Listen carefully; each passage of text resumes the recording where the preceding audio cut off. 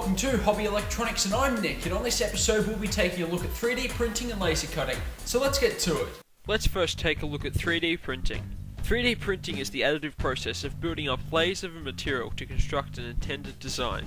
Some popular materials that have been used with 3D printing systems include ABS and PLA. As you can see, this 3D printer has 3 axes of movement, X, Y and Z. These are moved by the 3 stepper motors that are controlled by a central controller board that converts a 3D object into processes that can be used to move the 3 axes of the 3D printer. Designing a file for the 3D printer is easy and can be done with any 3D modeling program. For example, you could use Google SketchUp and then use a plugin to export the file as an STL that can then be read by the 3D printer. Here are some of the 3D models that I've printed out.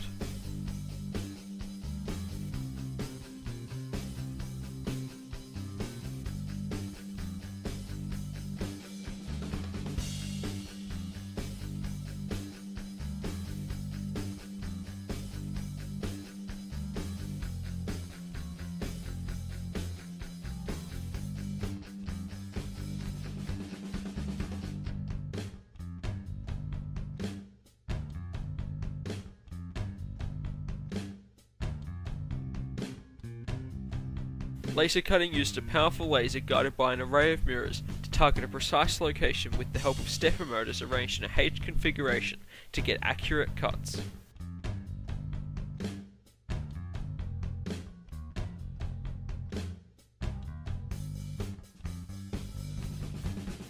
As you can see, I'm using this laser cutter to cut out a robotic arm out of acrylic, but materials such as aluminium and MDF can also be used with this particular machine.